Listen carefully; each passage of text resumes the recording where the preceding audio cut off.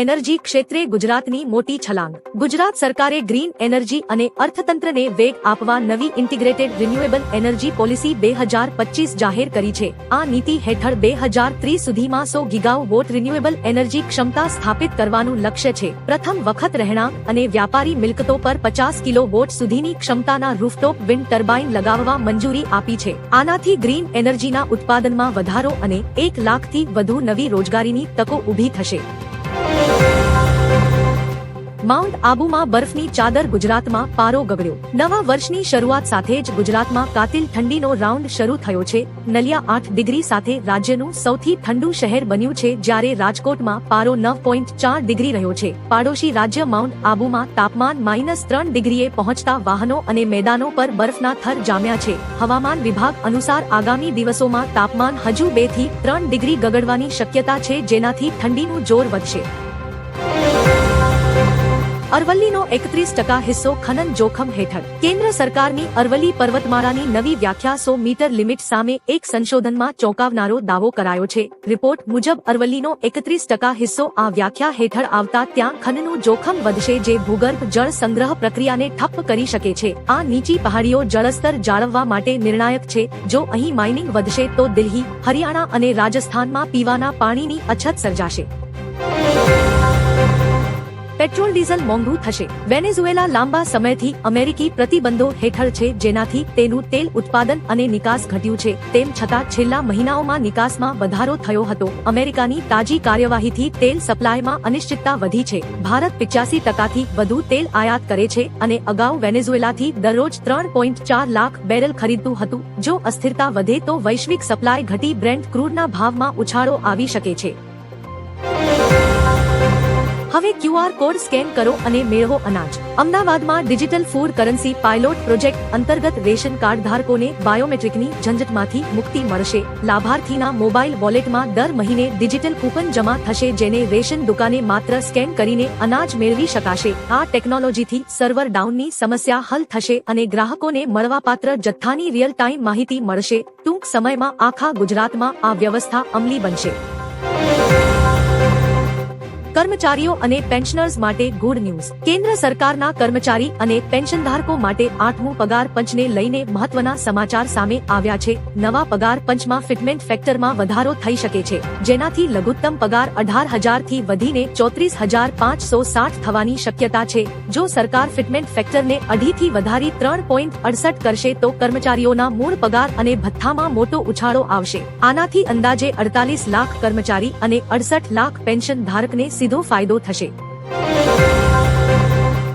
અમરેલીમાં ચણાના પાક પર સુકારો અને ઈયળનો પ્રકોપ. અમરેલીમાં ચાલુ શિયાળુ પાકમાં ખેડૂતોએ મોટા પાયે ચણાનું વાવેતર કર્યું છે. ખાંભા તાલુકામાં સૌથી વધુ વાવેતર થયું છે. ચોમાસામાં મગફળી અને કપાસના નુકસાનની ભરપાઈની અપેક્ષાએ અને ટેકાના ભાવે ખરીદીના કારણે જિલ્લાના 40%થી વધુ વિસ્તારમાં ચણા વાવવામાં આવ્યા છે. જો કે હાલ ચણાના પાક પર સુકારો રોગ અને લીલી ઈયળનો ઉપદ્રવ વધતા ખેડૂતોમાં પાક નિષ્ફળ જવાની ભીતિ સેવાઈ રહી છે.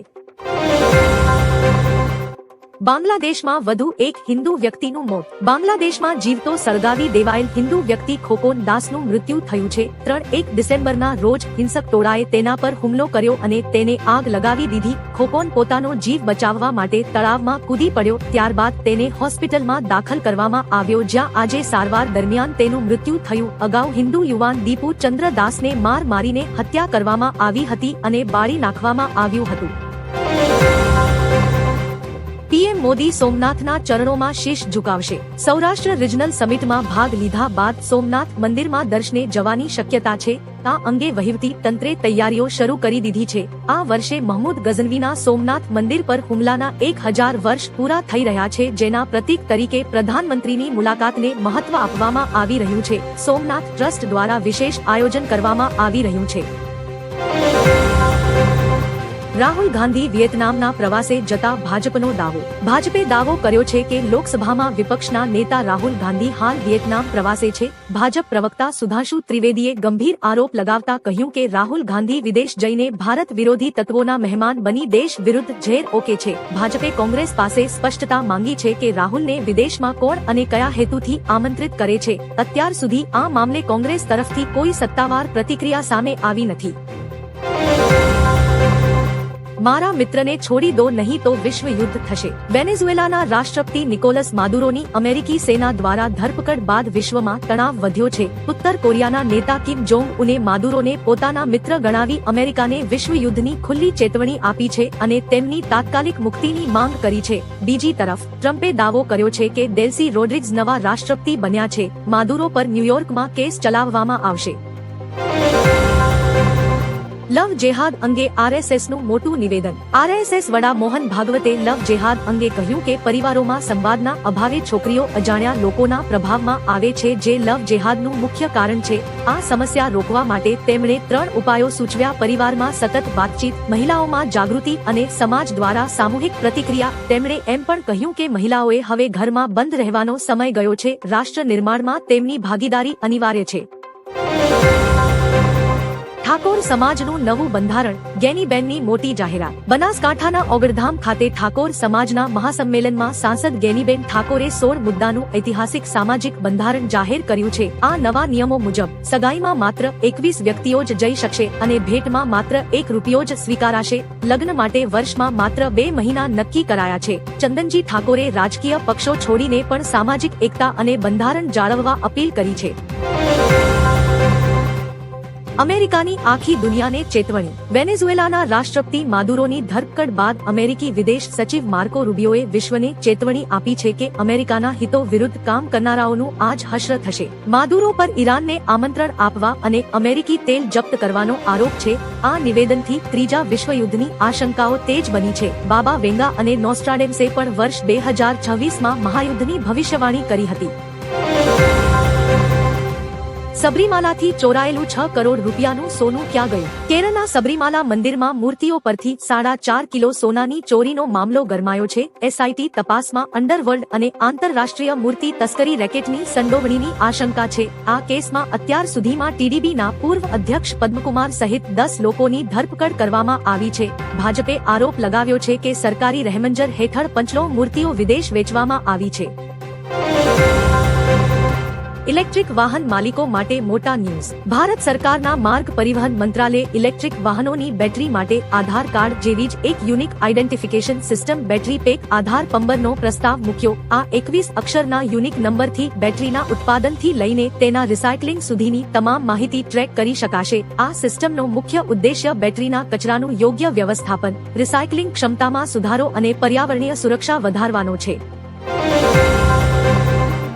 વેનેઝુએલા સંકટ બાદ યુએનએસસીએ બેઠક બોલાવી. વેનેઝુએલા પર અમેરિકાના હુમલા અને રાષ્ટ્રપતિ નિકોલસ માદુરોની ધરપકડ બાદ વૈશ્વિક અશાંતિ વધી ગઈ છે. કોલંબિયાની વિનંતી પર યુએનએસસીની એક કટોકટી બેઠક બોલાવી છે, જે આવતીકાલે સવારે 10 વાગ્યે થવાની અપેક્ષા છે. ચીન અને રશિયાએ પણ આ બેઠકનું સમર્થન કર્યું છે. અમેરિકન સૈનિકોએ ઓપરેશન કરીને માદુરો અને તેની પત્નીને તેમના બેડરૂમમાંથી કસ્ટડીમાં લીધા હતા, જેથી વિશ્વની શક્તિઓ આમને સામને આવી શકે છે.